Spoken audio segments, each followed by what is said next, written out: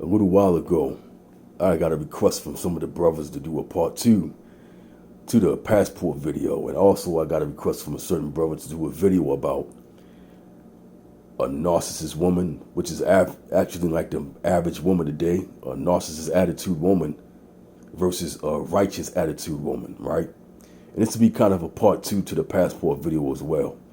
But a couple of brothers asked me to do that, and I'm just now getting around to be able to do it. But I thought about how I could do that, and I thought about this way. I thought about a situation that Abraham had with his son Ishmael. Now, most of y'all know Ishmael. Ishmael was actually Abraham's first son before Isaac that he had with Hagar.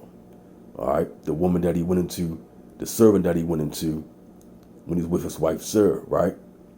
But we know the story what happened with that Ishmael wouldn't be heir with Isaac, so Ishmael and his mother had to leave, they had to go. But what the Bible doesn't show you is what happened to Ishmael after that time, okay? What was his life like after that? To find that out, you have to go to the lost books. You have to go to the lost book of Jasher, right? Jasher tells this story in detail, great detail. But of course, we know we don't have Jasher in our Bible, right?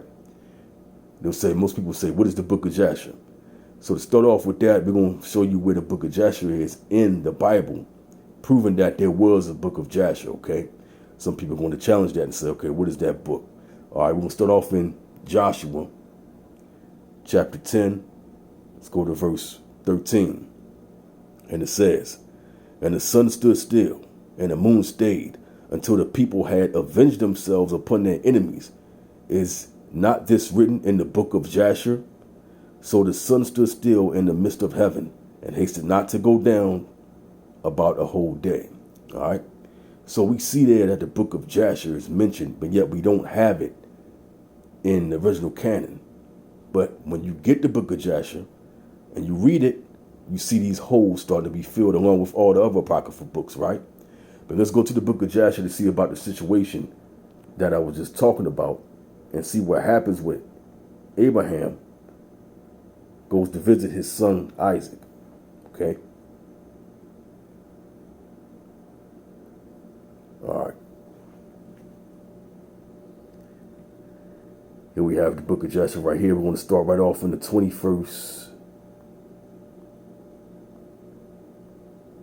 This is chapter 21. And we're going to start off at verse 21. All right. Give me a second. Right here. All right. Like I said, this picks up after Ishmael had departed for some time. All right. Here his mother was gone for some years. Now let's see what happens. 21. "And Ishmael dwelt in deserts and in tents, traveling and resting for a long time. And he did not see the face of his father. And in some time after, Abraham said to Sarah his wife, I will go see my son Ishmael, for I have desired to see him, for I have not seen him for a long time. And Abraham rode upon one of his camels to the wilderness to seek his son Ishmael, for he heard that he was dwelling in a tent in the wilderness with all belonging to him." All right. "And Abraham went to the wilderness, and he reached the tent of Ishmael about noon. And he asked after Ishmael. And he found the wife of Ishmael sitting in the tent with her children, and Ishmael her husband and his mother were not with them." All right, now pay attention to this, because this is where this gets good. Right, we got to break this down. "And Abraham asked the wife of Ishmael, saying, Where has Ishmael gone? And she said, He has gone to the field to hunt. And Abraham was still mounted upon the camel, for he would not get off to the ground, as he swore to his wife Sarah, that he would not get off from the camel. And Abraham said to Ishmael's wife, My daughter, give me a little water that I may drink, for I am fatigued from this journey. And Ishmael's wife answered and said to Abraham, We have neither water nor bread. And she continued sitting in the tent and did not notice Abraham, neither did she ask him who he was. So basically, she answered him and didn't even look at him, didn't even pay him no mind. She said, we ain't got no water, we ain't got no bread. Does this attitude remind you of somebody? Of a certain kind of woman you deal with in this country? Look at that again. Read it again. She said, we have neither water nor bread. And she continued sitting in the tent and did not notice Abraham. Neither did she ask him who she was. So she didn't even care who the man was. Didn't even acknowledge the man's existence. Okay. Pay attention to her attitude here. All right. Let's go on 28. But she was beating her children in the tent, and she was cursing them. And she also cursed her husband Ishmael and reproached him. And Abraham heard the words of Ishmael's wife to her children, and he was very angry and displeased. 28, there's a lot to break down in 28. Look at that. It said, but she was beating her children in the tent and cursing them. Who does that sound like? Does that sound like a certain kind of woman in this country? Beating her children and cursing at them? It sounds just like the succubus, does it not? That does not sound just like the succubus. It sounds just like that. She was beating her children in the tent and she was cursing them. All right, let's go to 29 and see what else happens. And Abraham called to the woman to come out to him from the tent.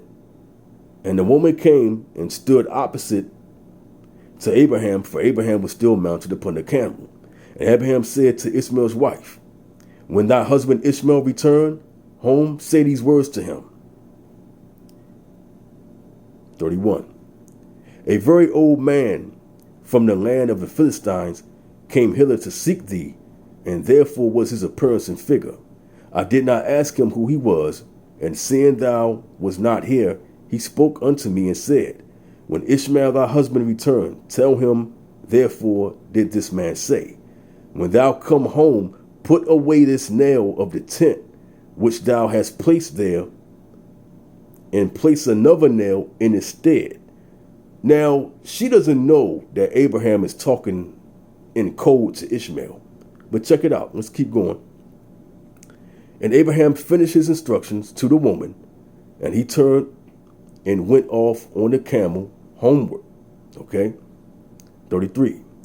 And after that, Ishmael came from the chase, he and his mother, and returned to the tent, and his wife spoke these words to him. A very old man from the land of the Philistines came to seek thee, and therefore was his appearance and figure.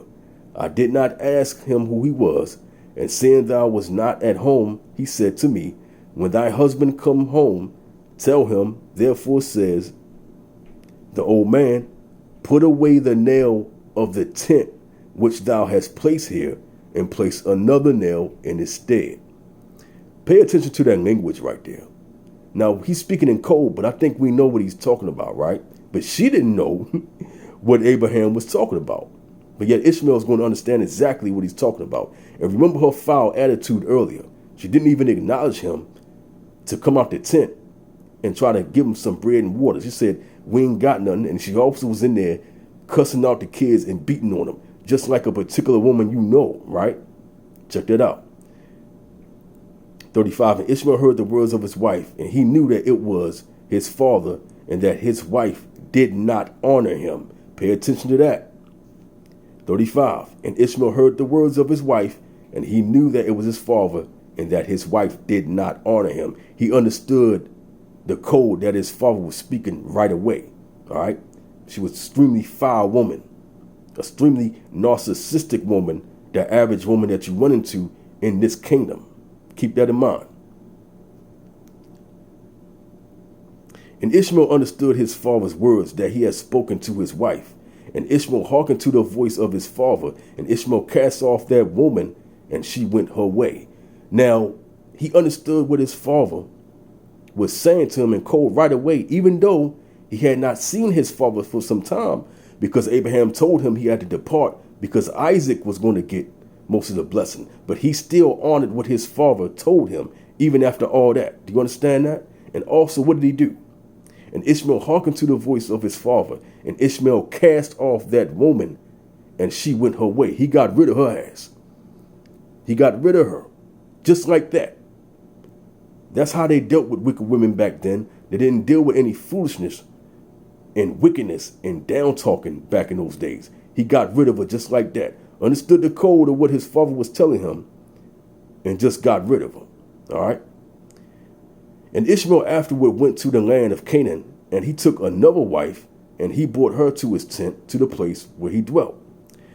And at the end of 3 years, Abraham said, I will go again and see Ishmael my son, for I have not seen him a long time. And he rode upon his camel and went to the wilderness, and he reached the tent of Ishmael about noon. And he asked after Ishmael, and his wife came out of the tent, and she said, He is not here, my master, for he is gone to hunt in the fields and to feed camels. And the woman said to Abraham, Turn in, my master, into the tent, and eat a morsel of bread, for thy soul must be worried on account of the journey. Wow. Do you see that? Look how different her attitude is compared to the narcissist woman that he had to get rid of. She didn't even know who Abraham was, but she said, you know what? Come in the tent. Let me give you something to eat. And let me take care of you. You see the totally different type of attitude right here, right? Let's read on. 41. Abraham said to her, I will not stop, for I am in haste to continue my journey. But give me a little water to drink, for I have thirst. And the woman hasted and ran into the tent, and she brought out water and bread to Abraham, which she placed before him, and she urged him to eat. And he ate and drank, and his heart was comforted, and he blessed his son Ishmael. Why? Because his son hearkened to his voice and got rid of that wicked woman and got him a better one. Okay? You see the difference between these two women right here. 42. And he finished his meal, and he was blessed, and he blessed Yah. And he said to Ishmael's wife, when Ishmael come home, say these words to him. Here we go again. He will speak in code again.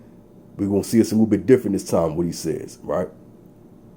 A very old man from the land of the Philistines came hither and asked after thee, and thou was not there. And I brought him out bread and water, and he ate and drank, and his heart was comforted, like the other one did not do. Remember that.